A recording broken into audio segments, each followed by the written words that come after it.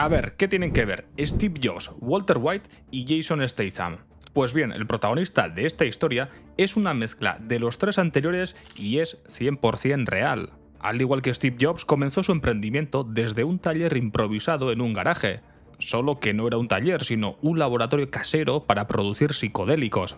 Al igual que Walter White, se convirtió en el mayor capo del negocio con su propia receta, solo que aprovechó el alcance de la Dark Web para hacer crecer uno de los mayores imperios del mercado negro.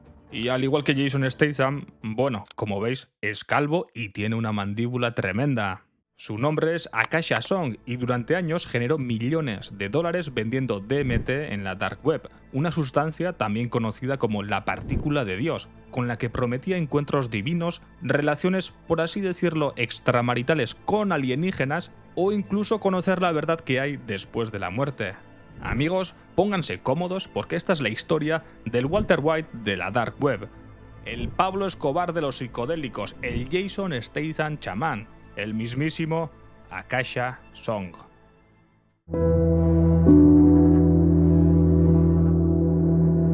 Años 90, Houston, Texas. En una típica escuela de Estados Unidos como esta, estudiaba Joseph Eugene Clement, un niño de 14 años que estaba a punto de probar por primera vez un cartón de LSD.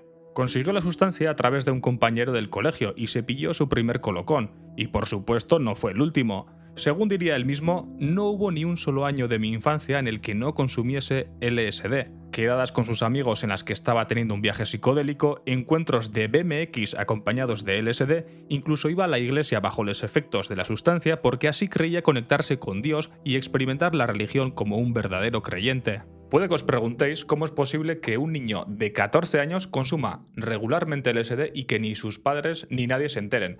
Pues bien, puede que lo disimulara muy bien o puede que también a su padre le diera absolutamente igual porque no era un buen padre. Cuando Joseph creció y se hizo mayor, descubrió que su padre había abusado de él cuando era niño. De hecho, esa fue la razón por la que decidió adoptar el nombre de Akasha Song. Ese nombre venía de los registros akáshicos, un compendio espiritual que se dice que contiene todas las experiencias de vida pasadas y presentes. Akasha formó una familia, se echó mujer, tuvo un hijo y llevó durante unos años una vida tranquila. Bueno, tranquila entre comillas, porque siguió consumiendo sustancias y no dejó de hacerlo hasta que su hijo se encontró con el cuerpo sin vida de su madre, que acababa de fallecer por sobredosis. Después de ese trauma, sí que adoptó un estilo de vida mucho más tranquilo, sin sustancias, y con el tiempo encontró cierta estabilidad. Se casó otra vez, tuvo una hija, adoptó buenos hábitos e incluso decía por ahí que había leído un libro que le cambió la vida. Un libro que aquí un servidor también ha leído y estoy seguro de que muchos de ustedes también. El título de aquel revelador libro, amigos, era Padre Rico, Padre Pobre, de Robert Kiyosaki. Incluso se dice que Akasha iba por ahí soltando frases del libro a cada persona que pillaba por la calle. A partir de esta lectura comenzaría en el mundo de los negocios como vendedor de aspiradoras, aunque por supuesto no todo iba a ser un camino de rosas, y antes de erigirse como uno de los mayores magnates de la Dark Web, volvió a meterse en líos. Un día fue a un concierto de los String Cheese Incident. Conoció a un montón de hippies, sucumbió a la presión de grupo y empezó a consumir otra vez LSD. Eso hizo que su esposa se divorciara de él y tuviera que luchar por la custodia de su hija mientras vendía aspiradoras. Pero eso no hizo que se desanimara, recorrió festivales de todo tipo y se volvió un auténtico erudito a la hora de saber dónde se movían las sustancias y a reconocer a los de su gremio. Así es como, de repente, oyó hablar sobre una nueva sustancia que había llegado a las zonas más clandestinas del panorama musical. Era una sustancia que estaba causando furor, olía a zapatos recién estrenados y se decía que, supuestamente, contenía sueños. Se trataba de una especie de cristales dorados que aseguraban ser 1000 veces más potente que el LSD. Llegaba el rey de los psicodélicos, el DMT, también conocido como la molécula de Dios. Hay una cita que lo describe así: el DMT no se dedica a subir el volumen de la tele o a volverla más brillante como otros psicodélicos. Directamente te cambia el canal. La gente suele decir de ella que te lleva a otras realidades, que puedes volverte uno con el universo o incluso alcanzar la visión de un dios. También que lo consumen para hallar la respuesta al porqué de la vida y a todas sus dudas. También es verdad que a los agraciados que descubren el porqué del universo se les olvida mencionar que el DMT favorece la aparición de esquizofrenia, depresión, ataques de pánico o el temido mal viaje, que puede llegar a hacer que vivas el resto de tu vida pensando que unos extraterrestres han cambiado a tus familiares por clones o que todas las personas que conoces en este mundo son cyborgs dominados por un avanzado algoritmo dentro de un videojuego del futuro diseñado por Rockstar Games. De todas formas, Akasha consumió DMT en cantidades desorbitadas, cientos de veces. Decía que, claro, como los viajes de DMT eran como sueños, al igual que los sueños de verdad, acababas por olvidarlos. En el fondo ese era su lugar, era su gente, ese era el nacimiento del verdadero Akasha Song y de Shimshai, el nombre por el que sería ampliamente conocido en la Dark Web. Pese a todo, Akasha afirma que tuvo un viaje que sí recuerda, vívido y gracias al que pudo darle sentido a su vida y hallar su verdadero fin. En ese viaje, Akasha se había visto a sí mismo rodeado por un montón de seres blancos de apariencia etérea. Brillaban brumosos, sin dejar clara su verdadera forma. Pero él sabía que eran la manifestación de todas las personas que había visto a lo largo de su vida. Cantaban, decían algo incomprensible, al rato se acostumbró a estar allí, se sintió cómodo y comprendió que esos seres le decían que podría seguir soñando por siempre, que le mostraban la verdad que se escondía más allá de la vida y le encargaban llevar esa verdad al resto del mundo. Akasha tomó eso como su destino y lo convirtió en su misión divina. Dicho de otra forma, la misión de Akasha a partir de entonces era conseguir que todo el mundo tomase DMT y viviese la misma experiencia divina que él había vivido. Para iluminar a todos solo tenía que ponerse a lo Walter White y fabricar él mismo el DMT en cantidades industriales. Akasha estaba sentado en una banqueta del salón. A su alrededor, camisetas teñidas, llenas de diseños psicodélicos como estas. Frente a él estaba la mujer que hacía esas camisetas. Esta llevaba ya un rato con la ceja levantada y no sabía muy bien qué pensar. Akasha le había pedido que le diese la fórmula para fabricar DMT. Al poco rato, la mujer colocó delante de él un vial de DMT. Quería que superase una prueba, más que nada para asegurarse de que no era un policía encubierto. Akasha dijo: "De locos".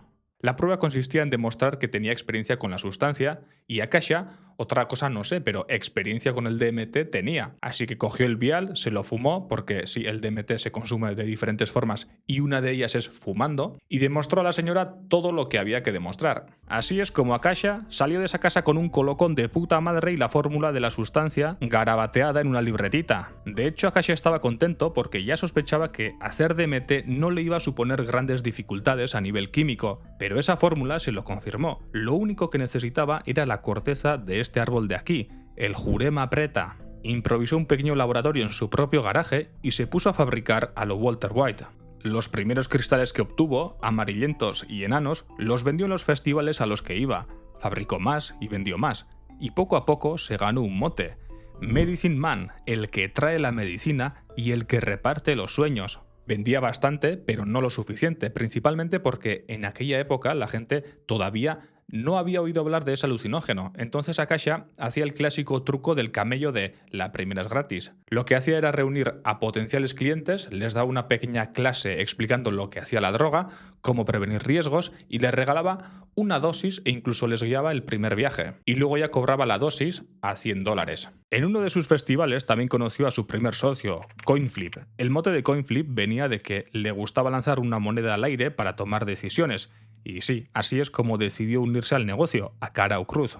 Para 2015 este dúo estaba harto. Todavía tenían que andar dando explicaciones sobre lo que era el DMT a todo el mundo para conseguir clientes. Les pareció un auténtico fastidio tener que dar explicaciones sobre lo que era el DMT a todo el mundo. Si querían adaptarse a los nuevos tiempos, tenían que hacerlo ya. En esta etapa, las dos cosas más destacables son que Akasha se hizo con Oliver, su lemur, que llevaba a todas partes siempre que podía y que, con un portátil y el lemur al hombro, se registró en Alphabay, el mercado negro más grande de la Dark Web, donde nadie iba a necesitar explicaciones. La cuenta que Akasha creó se llamaba Shimshai y tenía como foto de perfil a Rafiki, el mandril del Rey León. Y abrirse la cuenta en Alphabay fue un acierto. Enseguida empezaron con los primeros envíos, empezaron a crecer, a mejorar el laboratorio y, por si fuera poco, en aquella época lavar los bitcoins no era tan difícil. Simplemente utilizaba un testaferro en un exchange de Canadá que tenía un sistema de identificación bastante laxo y poco más. ¿Veis estos paquetes? Los enviaba así, tal cual. Es decir, los vendedores de la dark web normalmente camuflan sus envíos,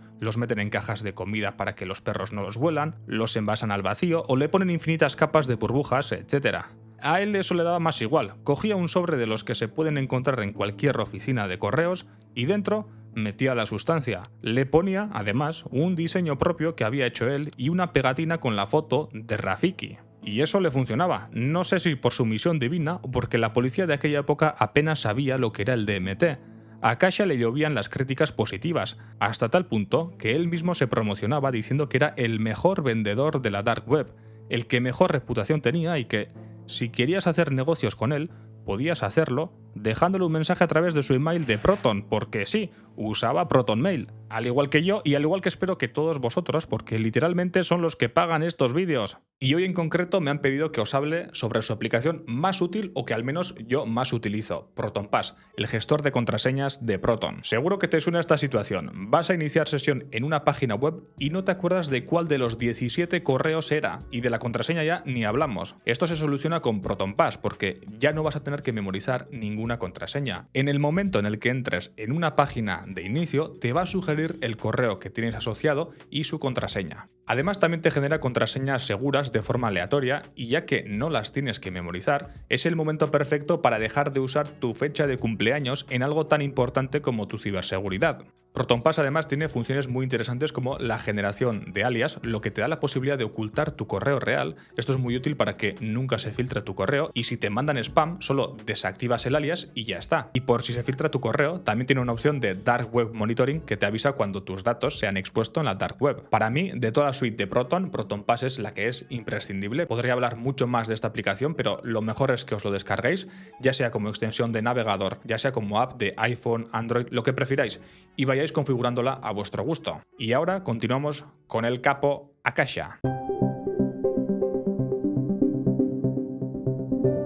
Akasha vivía una vida bastante despreocupada, puede que demasiado despreocupada para ser uno de los mayores traficantes de DMT de la dark web. De hecho, un día, en 2017, un portero de discoteca le reconoció y le dijo que la labor que llevaba a cabo vendiendo DMT estaba mejorando el mundo. Claro que eso le dio la paranoia. Si aquel hombre lo había reconocido, solo era cuestión de tiempo que también lo hiciera la policía. A partir de entonces empezó a aislarse, se mudó y empezó a trabajar solo, incluso perdió a Oliver, su lemur, porque supuestamente había mordido a un niño. No se cargaron al animal, ¿vale? Pero la policía local se lo quitó. En esa época también descubrió una cosa curiosa, y es que cada vez que se mencionaba el DMT en el podcast de Joe Rogan, la demanda aumentaba considerablemente. Aprovechó el momento para perfeccionar la receta de la sustancia, lo que le hizo adquirir un tono de intenso amarillo que lo distinguía de sus competidores. Un poco como cuando Walter White creó la metanfetamina de color azul. También añadió variedad, LSD, MDMA. Todo iba viento en popa, incluso volvió a trabajar en equipo. Formó un grupo que lo idolatraba, que le decía que estaba haciendo el trabajo de Dios. Y de repente, en julio de 2017, se enfrentó al mayor golpe de la historia de la dark web. Alphabay estaba cerrado. Si habéis visto nuestro vídeo de la historia de Alphabay, que os recomiendo que lo veáis, sabréis que cuando la cerraron se estaba llevando a cabo una de las mayores operaciones contra los mercados negros de la historia de la dark web, la conocida Operación Bayonetta. Las autoridades cerraron Alphabay, pero no dijeron nada, porque habían conseguido el control de Hansa, otro de los grandes mercados negros. Sabían perfectamente que los vendedores pasarían de Alphabay a Hansa y así podrían pillarlos. Y sí, Akasha abrió una cuenta en Hansa, pero por suerte para él no fue uno de los que pillaron en esa operación. Siguió abriendo cuentas en otros mercados como Dream Market, pero esto le recordó que su negocio entrañaba un riesgo real. Su paranoia aumentó y empezó a mudarse con más frecuencia. Pasó por el Bosque Nacional de Tahoe, una de las zonas más ricas de Estados Unidos, después por Jamestown, siempre con un garaje cada vez más grande, mejores máquinas y alguna otra novedad. Siguió refinando la receta y ahora sacaba mucho más producto de la misma jurema, hasta creó una especie de bolígrafos vapeables de DMT. Como veis, Akasha no era un hombre que se acobardaba ante el peligro. Sí, puede que fuera más consciente de que no estaba vendiendo limonada, pero el negocio seguía creciendo. Con el tiempo, en uno de sus viajes, Akasha encontró lo único que le faltaba para completar su vida: el amor. Si es que esta historia lo tiene todo. Lo encontró en una isla de Hawái, Kauai, en un bosque. Una mujer salía detrás de un árbol, joven, morena, de ojos verdes y desnuda. Se llamaba Jules y le hizo replantearse todo lo que estaba haciendo. Con Jules, Akasha pasó unos días en una comunidad hippie. Casi se olvidó de esa misión divina. ¿Y si lo dejaba todo?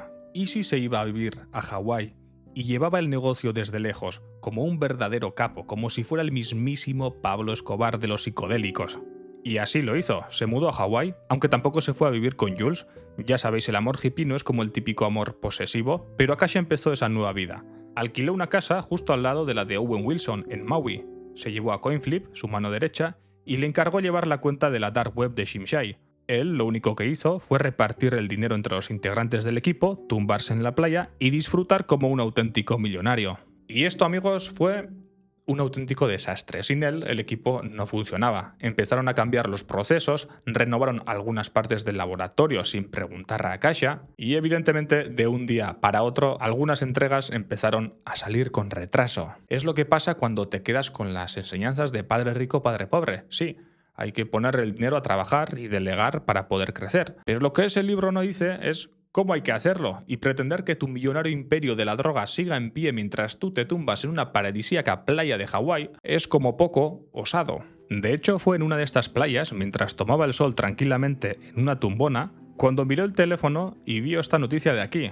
Efectivamente, amigos, el edificio ardiendo que aparece en la noticia era uno de sus laboratorios que acababa de explotar. Unos miembros del equipo habían colocado unas nuevas tapas en los barriles. A estas tapas se les había que hacer agujeros, pero no se los hicieron, lo que provocó que los vapores inflamables del nafta quedasen atrapados. Solo fue necesaria la chispa de una máquina para que todo saltara por los aires. Por suerte para Akasha, el fuego había sido tan intenso que no había quedado rastro de que ahí dentro había un laboratorio de DMT. Igualmente, esta fue una señal de que lo de estar tumbado en la playita no era la mejor idea para el negocio. Así que volvió a trabajar. Metió también a Jules en el equipo, ya que era su enamorada y podía confiar en ella, y se mudó a Washington, donde montó una tremenda nave laboratorio de proporciones industriales con la que petar todavía más. En esta época había aparecido un comprador que quería hacer un encargo de mucho DMT, muchísimo, tanto que tuvieron que adaptar el laboratorio para suplir la demanda.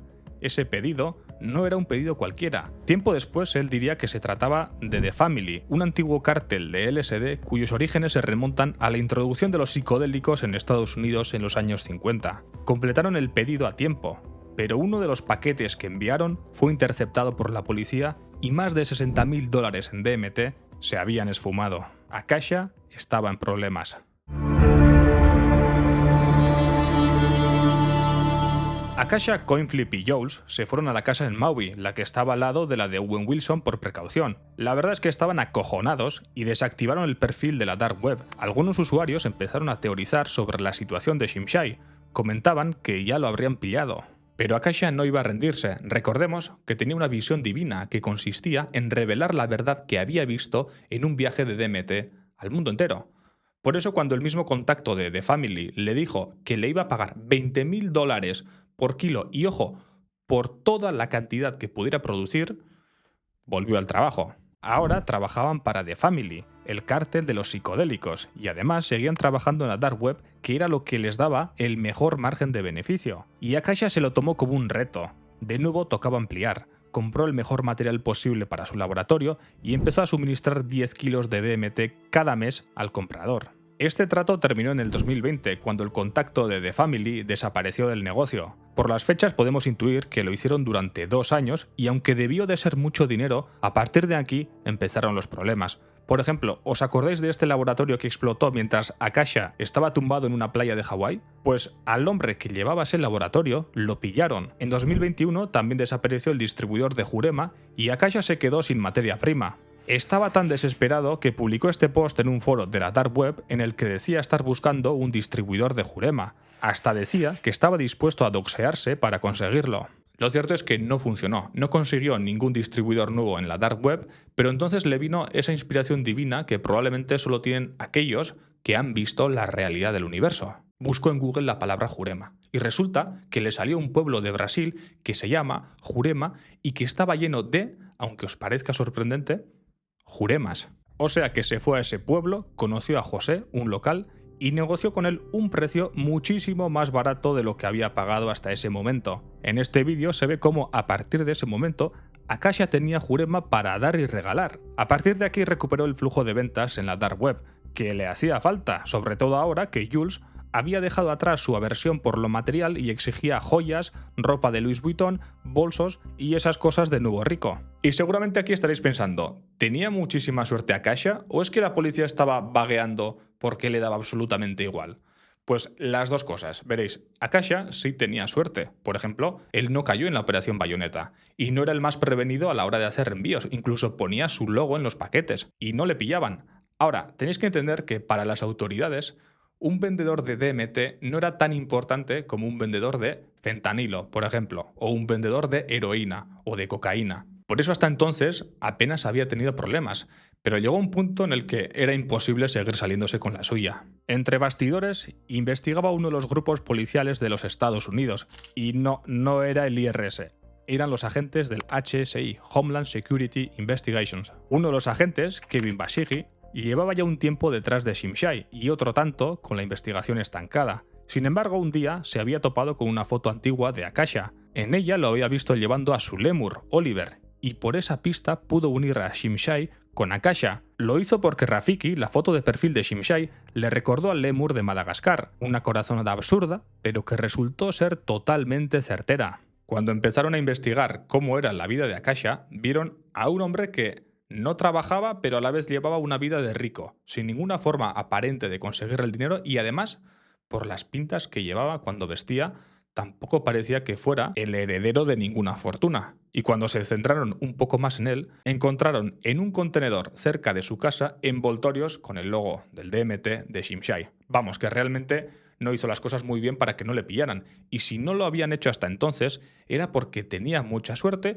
o porque no lo habían intentado. A partir de aquí comenzó una operación policial que acabó con la organización de Shimshai en un periquete. Lo primero que hicieron fue entregar estos paquetes de Jurema en casa de la prima de Akasha, donde solían dejarlos antes de que alguien se los llevase al laboratorio. Por supuesto, no era corteza de Jurema, sino arena. Se trataba de una trampa del HSI. Cuando un compinche de Akasha fue a recoger los paquetes, se encontró con 12 vehículos tipo Chevy Tahoe, de los que se ve desde lejos que son de la pasma, 20 agentes armados y un tanque no porque ese día no había. Hay que decir que cuando interrogaron a este compinche, lo único que lograron sacarle fue que Akasha Song era una chica atractiva rubia que le había pedido que recogiese unos paquetes por ella y que naturalmente había aceptado con la esperanza de acostarse con ella. Mientras tanto, la prima habló con Akasha por teléfono. Este le dijo que todo estaba bien, que en los paquetes no había nada malo e insistió, sobre todo, en que no hablase con la policía, que no respondiese a ninguna de sus preguntas. Lo que Akasha no sabía era que eran los propios agentes quienes habían ordenado a la prima a hacer esa llamada